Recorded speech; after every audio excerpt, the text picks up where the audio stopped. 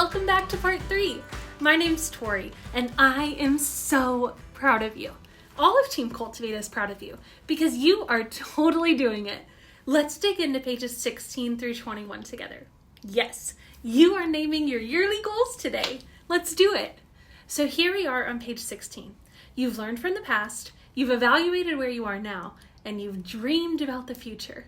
You're clear on what matters most. Friend, it's time to set some goals.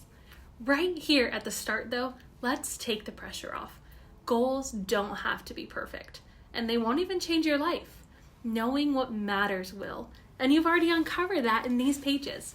From here, we're going to name some destinations and begin to take little by little steps in that direction. Remember, cultivated goals simplify your life by helping you focus on what matters. Cultivated goals help you live out your big picture.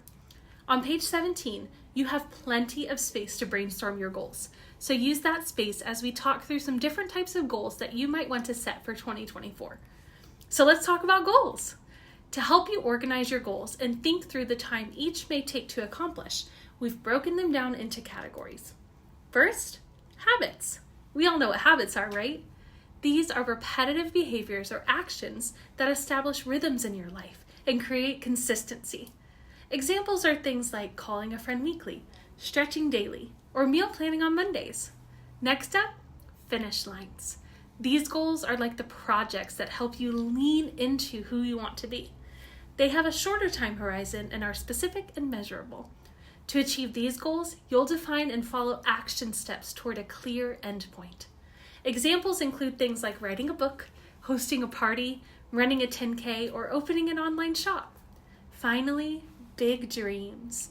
Friends, in many ways, big dreams are the heart of Cultivate, and they're what sets this community apart from other goal setters. Big dreams are the ones that help you become the person you want to be. They're goals without deadlines. Think, build a strong marriage, grow in my faith, live a generous life, care for my body well. We love these types of goals around here because they reflect that what matters often never ends. Cultivating what matters is a lifelong project. Take a moment to brainstorm some big dreams, finish line goals, and habits on page 17. Take all the time you need. On page 19, you have 8 spaces to write down your yearly goals. You can set 8 goals or you can set 1. That's entirely up to you and what feels right for your unique life and season, and what gets you excited. Before you start writing though, let's turn to pages 20 and 21 to look at how these 3 types of goals, big dreams, finish lines, and habits, work together under your yearly goals. With this page, we're moving into the second part of the PowerSheets process that we outlined at the start. We've uncovered what matters, and now it's time to break it down. The power of the PowerSheets process comes from setting big picture goals and then, equally as important, breaking them down into simple, concrete finish line goals, habits, and action steps. At Cultivate, your yearly goals don't have to be specific or measurable, though they can be. They can be big dreams that are big picture and aspirational. A finish line can also become a yearly goal if you know you might want to work on it all year. Or you might have a yearly goal with 4 finish lines underneath, 1 for each quarter. Either way, you'll break your yearly goals down using action steps, habits, and in some cases, more finish lines. On page 21, you can see 2 examples of big dream yearly goals that are broken down over the course of a year with finish lines and habits. But we don't stop breaking it down there. Nope. We're all about the dancing here. All of your project-like finish line goals will be broken down further into action steps, and that's where the Bloom framework on page 20 comes in. When we think about breaking down our goals and action steps, we want them to be specific and actionable. We want to work on them little by little so that we can make consistent progress. We want to act on purpose, always keeping our why at the forefront. We want to give them a schedule. What gets scheduled gets done. And we want them to be measurable. Unlike a big dream, an action step or a finish line needs to have an endpoint that we're moving toward. Keeping this framework in mind will help you break down your goal, then break it down some more, and then break it down even further until your next step is so simple and clear that you can't help but take it.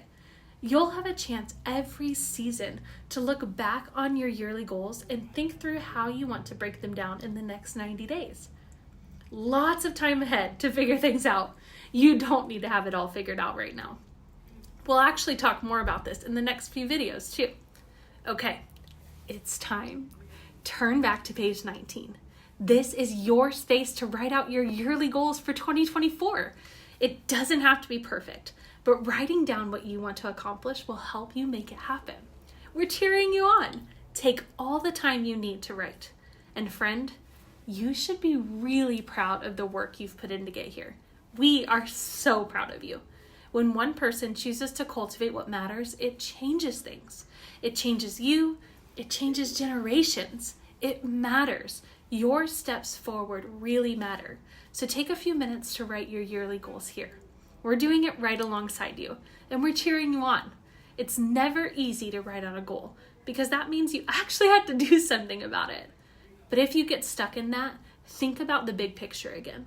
What are you going to be so grateful that you spent your time on in 2024? You can do this, friend. You are doing it. You're cultivating what matters. In the next video, we'll talk about how to break down your big picture goals into simple action plans that you can't wait to get started on. We'll see you back here for part 4.